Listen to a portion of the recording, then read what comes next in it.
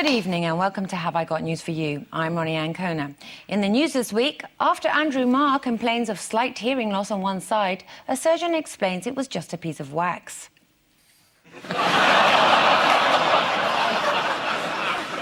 At a bonding weekend for top BBC management, the head of health and safety relaxes by the pool.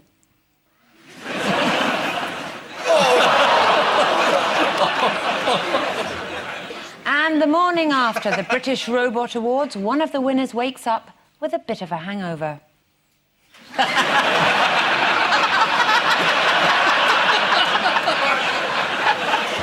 With Ian Hislop tonight is a comedian and writer who co-wrote and directed Jerry Springer the Opera, a controversial show that included no fewer than 174 swear words, which you have to admit in an hour and a half is a of a lot. Please welcome Stewart Lee.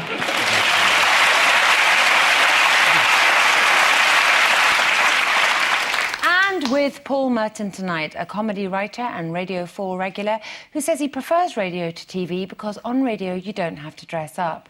So, please welcome Andy Hamilton.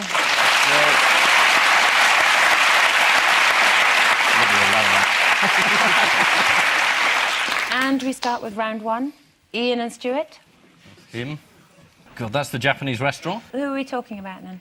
Litvinenko. Litvinenko, yes, who may have been poisoned by the Russian secret police. Why was he a potential target? Well, he's a defector. He used to work for the KGB, and he's a critic of Putin. And there is a correlation in Russian democratic politics of opposing Putin and ending up dead.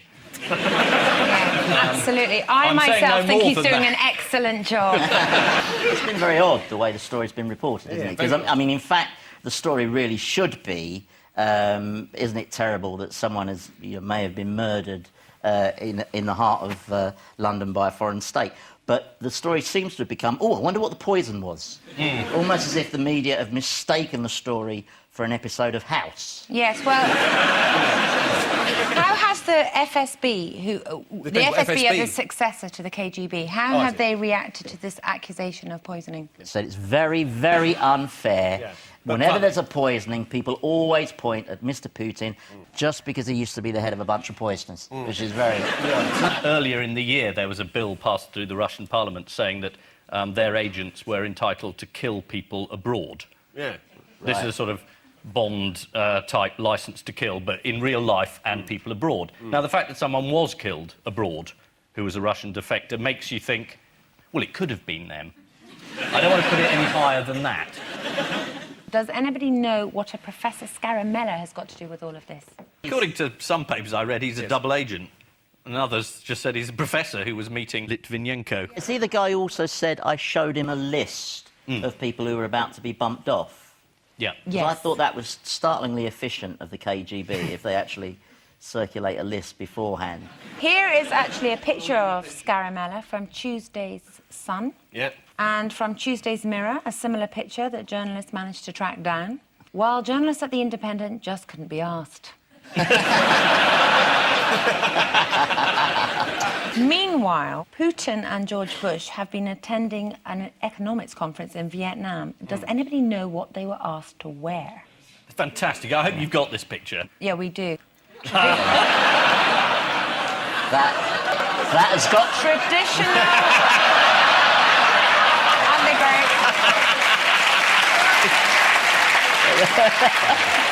I'll tell you what, though, that has got to be the worst production of the Mikado ever. Look at his feet. His feet are pointing inwards to themselves. Something's happened and Putin smelt it. Look, you can see it. He looks like he's been gift-wrapped. Paul and Andy, it's that man again. OK, that's O.J. Simpson trying to suppress a laugh at the end of his trial. It's O.J. Simpson's produced a book which is called I Didn't Kill My Wife and Friend, but if I did, I would have done it like this. And Rupert Murdoch came out and said the book was ill-considered. I mean, for Rupert Murdoch to think that something is sort of morally suspect, that's quite a benchmark that you hear there. Could he have been confused by the fact that his station also runs The Simpsons? Did he think it was the bloke that works in the bar? Homer actually is the problem with, they've got the problem with, I think. Who has started the backlash against the book and the TV deal? People on Fox News? Yes. Bill Riley, who was... That's it. Yeah, he said if every American walked away from the OJ garbage, it wouldn't happen. I'm not going to watch the show or look at the book. It's interesting there you get an American talking about looking at a book rather than reading it. I think the big worry is it's going to spawn a whole load of copycat books, because already I've heard that Jeffrey Archer is working on one called... Oh, the lawyer's perked up. Yeah. His one's called If I Lied About Everything in My Life, This Is How I Would Have Done It. No, you don't need the if with him.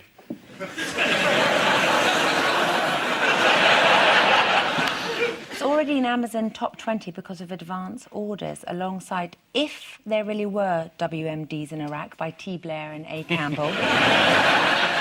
And If I Only Married Paul McCartney for his For his math? For his maths.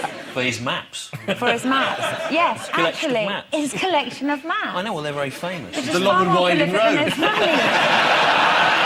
That leads to your door. But you mustn't get carried away with the idea that Murdoch suddenly had a fit of conscience. I mean, he had a fit of seeing he wasn't going to make any money out of it, because he actually offered the relatives of the people that Simpson might have murdered in this hypothetical scenario. He offered them large sums of money. Do you know how much Simpson gets to keep? He keeps it all, doesn't he? Because he's done a contract. Yeah. Written in blood. $3.5 million. Although the publishers say it wasn't paid to him, it was paid to a third party, so that's OK, really, isn't it? Yeah. His sister, who turned up, looks a bit like him, wearing a dress. Oh, OJ can't make it. What else has Rupert Murdoch been up to this week, then? He's trying to buy ITV. He has bought ITV, hasn't Bought just under a fifth. That gives he? him all the sooty repeats. he? He's no fool, is he? He's no fool.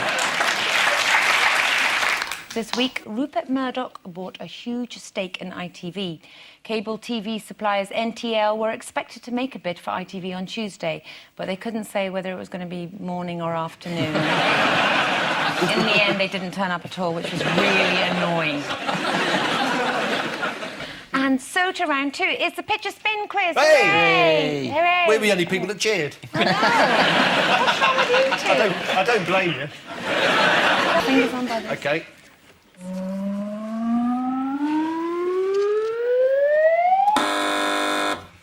So Tom Cruise has got married. Katie Holmes is in fact several inches taller than him, and they noticed that she wasn't in these photos. Right. And then they discovered that he's got these special shoes, apparently, which have a little two-storey staircase inside them. Oh, yes. I can't believe I'm doing jokes taking the piss out of someone's face. It's fantastic. He is a very small man, though, and that's why in this photo you can see he was able to get married inside a lava lamp. Yeah. And they had a big Church of Scientology wedding. Yeah. Actually, Andy, you're totally right. There's a picture here where Katie is not bending down or standing in a ditch whilst obscured by a wedding dress. Oh, my God. Well, there's the truth, you see. Well, wasn't that previous picture just Tom Cruise standing next to one of those little figures you put on top of a wedding cake? What was unusual about Tom and Katie's wedding vows? The service was conducted by a barn owl. I take this what? Can you quote some of the passage from the vows? I, Shorthouse Theaton, take thee, another alien being. They believe they were deposited here by an alien thousands of years ago, but the alien is going to come back for them. Yeah. Which makes them very easy to round up, actually, Scientologists. Absolutely. You just have to turn up with a bus and say, yep, here we are. Theaton's coming. All aboard. Off we go. That's it. Problem solved. Absolutely. What marks the end of the marriage ceremony? What, his next marriage? How you know it's over? Tom Cruise climbs down off the cake. Yeah. It's the kiss. Was it this long Theaton kiss that they do? Do you know how long the kiss is? 4 minutes? 3 minutes. But she did gain 5 meal stars for the girls' team, so that's good. Does anybody know who was and wasn't there? Well, who was and wasn't there? Well, there's lots of people. More people wasn't there than was there. Yeah. Roosevelt wasn't there. Edison wasn't there. Eric Idle wasn't there. David Beckham was there, Yeah. and then he wasn't there. Yeah. Exactly right. Because Was he transported? No. He arrived, Yeah. and then, well, very annoyingly, his football manager rang up and said, "We got a match. I'd like you to play." And David said, "I'm at Tom Cruise's wedding. What are you talking about?" He did go to the party the night before. He was the life and soul of the party. How shit that party must have been.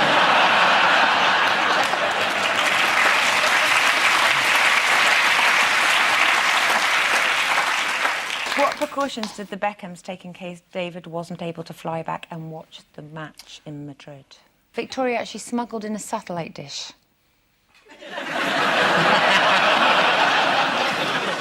Now, you see, a lot of people wouldn't get away with that hat.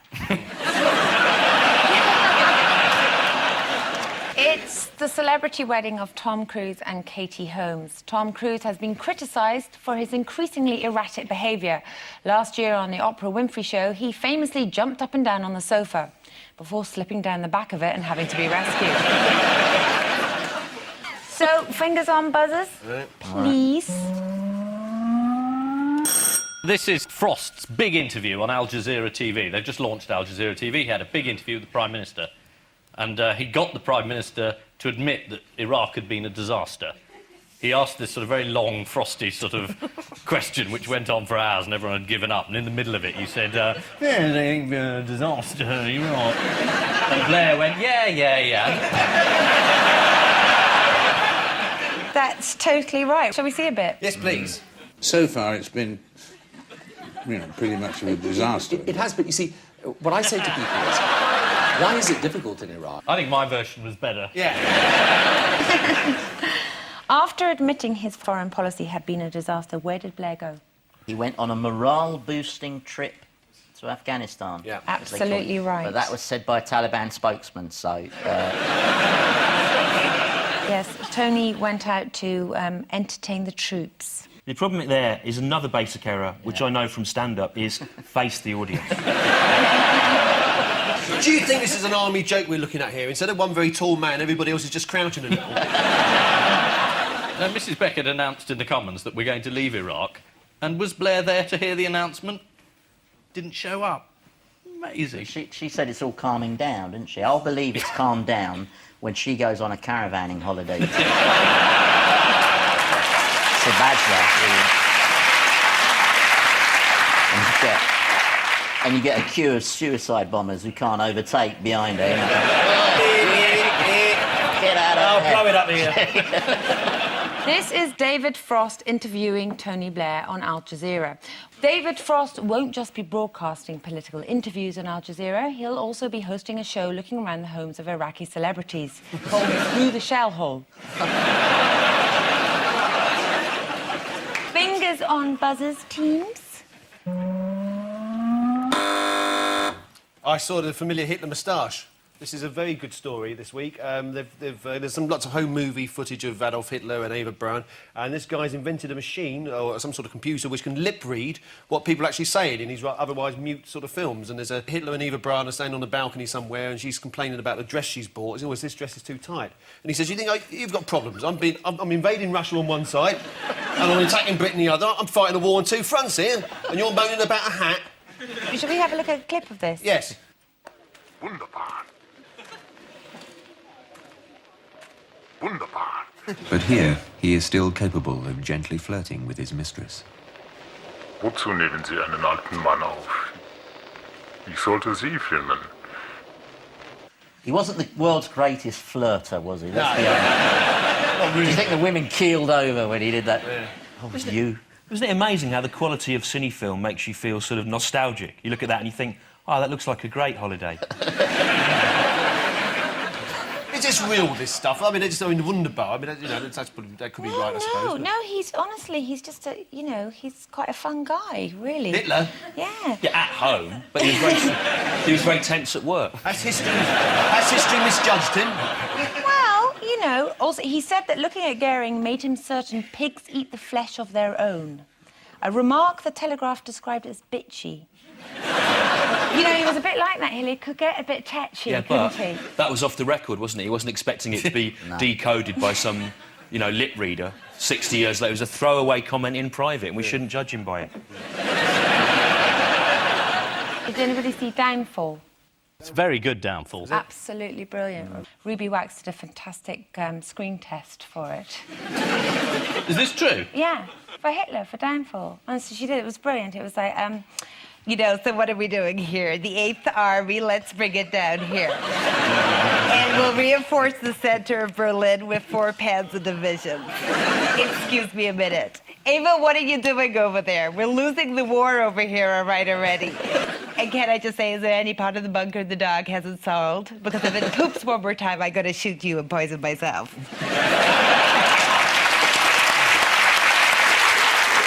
This is the new lip-reading technology which has allowed historians to work out what Hitler was saying in his home movies. According to the automated lip reader, in one piece of film, Hitler is bickering with his mistress, Eva Braun, saying the words, "You talk about a dress that does not fit? Imagine my problems. An English songwriter has just found out I've only got one ball." Fingers on buzzers. Look sharp. That'll be the British Airways employee getting in trouble for wearing a crucifix, I think. That's right. It's so small you can hardly see it. Yeah. It's as big as a 5p. She's not allowed to wear it. She's glued her fingers onto it, obviously, so she doesn't lose it. Must be very precious to her. The problem with that is that there are people that need to wear crosses to work, like the X-Men, for example. Yeah.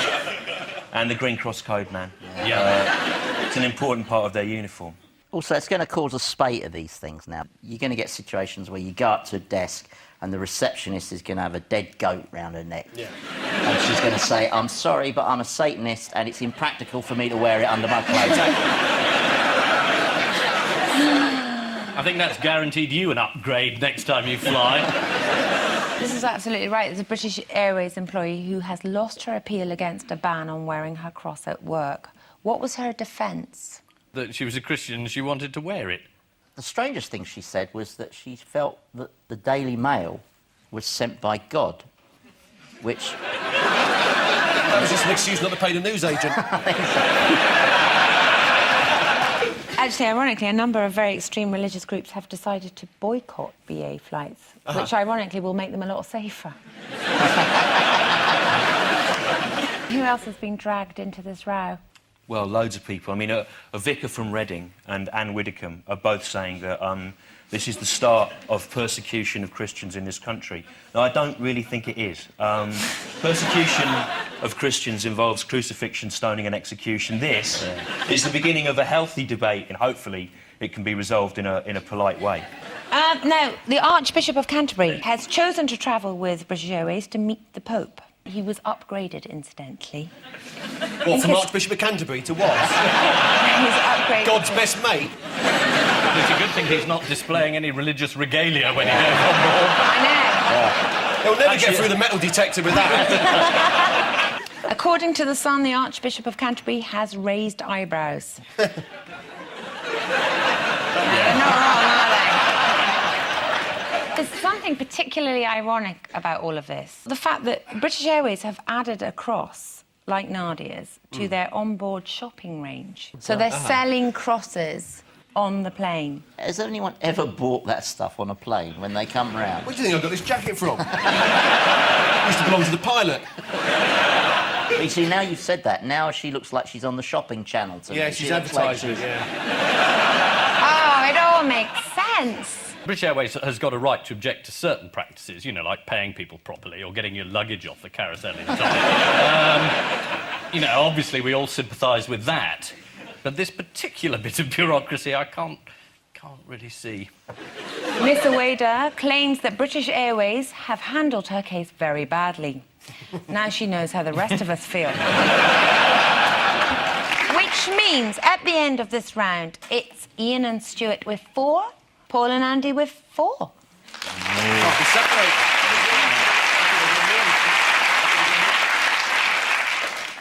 Now for the odd one out. Winnie the Pooh, Michael Ancram, MP, Dora Bryan, and former Panto genie Alan Myatt.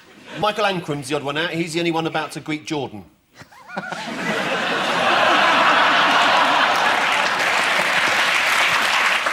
It's about being stuck, isn't it? It's about people being stuck. Genie, the big genie down the green bottom. genie. He was too fat. Too He was fat. in a production of Aladdin, and he got stuck in the trap door. He went. They went. He rubbed the lamp, kazam, and he got. So Aladdin only got one wish.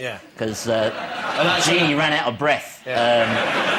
Winnie the Pooh got stuck, didn't he? In the Winnie the Pooh book, he got stuck in a rabbit hole, I think, or something. Yeah, like he that. ate too much honey. Did he? Yeah, exactly. Got fat, couldn't get out of the hole again. Exactly. Michael Ankin Very sad story. Michael Ankin got stuck in John Major's cabinet. Yes. And Dora Bryan advertises walk-in bath, so she doesn't get stuck because she can just get out of the bath any time.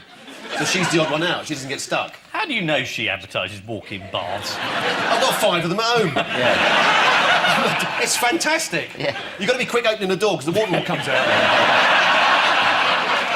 Well, That's the trick. That's the trick. Or put them next to each other so that you can run the water into the other bath. Oh, do you want to have a party? I've got plenty of hot water. Dora Bryan's the odd one out, isn't she? Yes.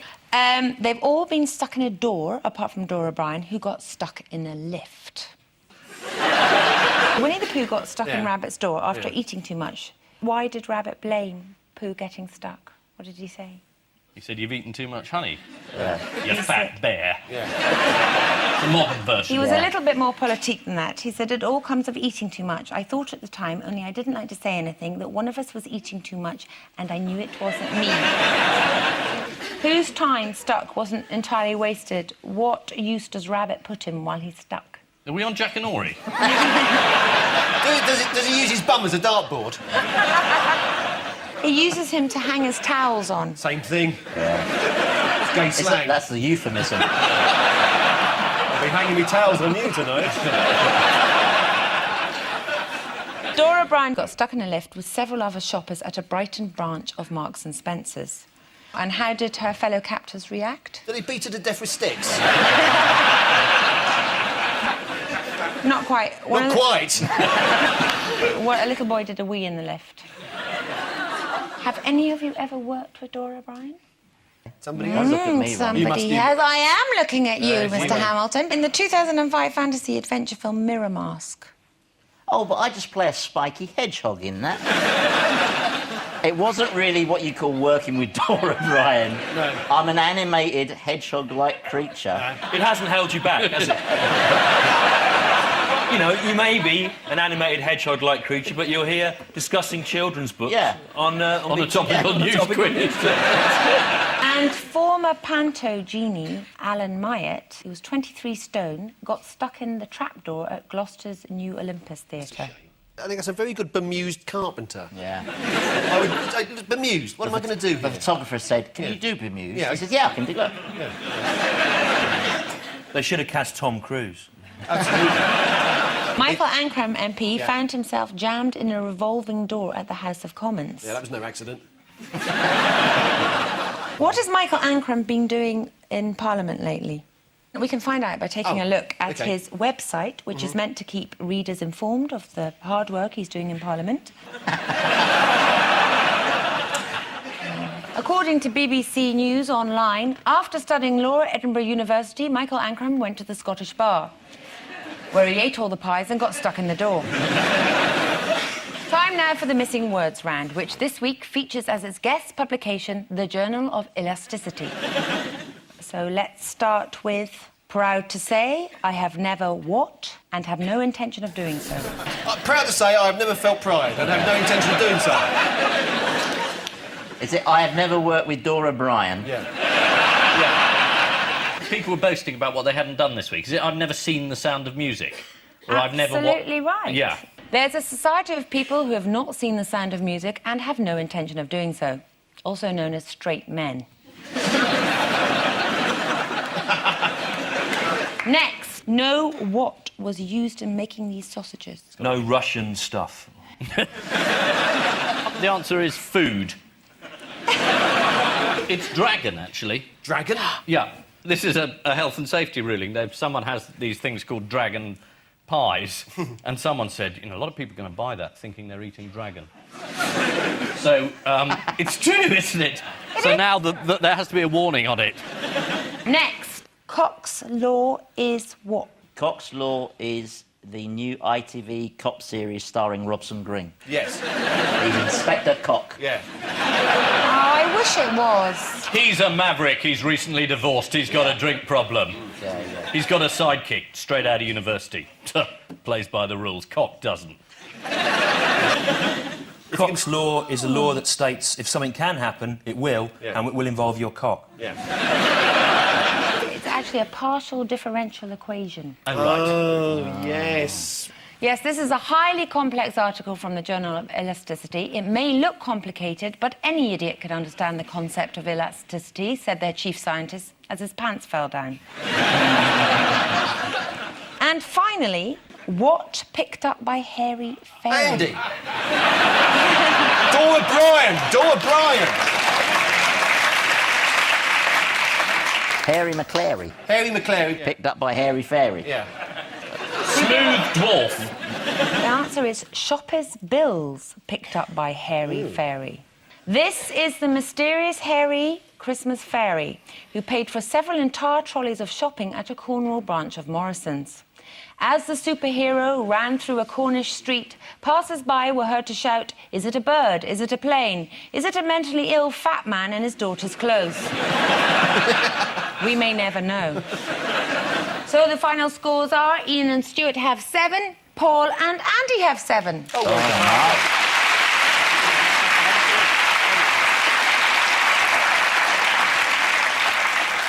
But before we go, there's just time for the caption competition. I thought I was getting stuffed. Crippled turkey greets lame duck.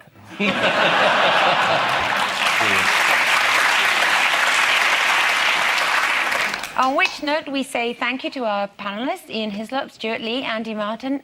Andy Martin? Yeah, Andy Martin, he was good. He was I'm brilliant. so sorry! Come on, Andy, come out and take a bow. Andy! I know someone called Andy Martin. Andy, Yeah. I'm so sorry. Is he a nice man? What does he do, Andy? Give him a wave. Hello, Andy. I haven't Never- seen never him for a used long this. while. Haven't you? No. All right. Andy, you're a bastard. And Andy Hamilton. And I leave you with the news that Britain's top blow football player admits the modern game is more competitive than it used to be.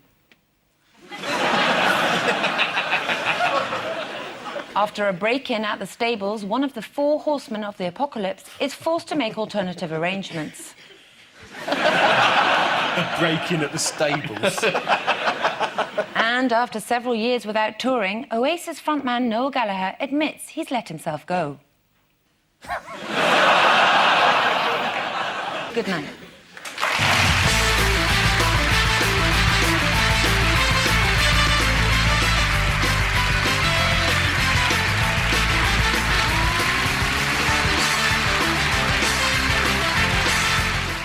This isn't a whole computer, is it?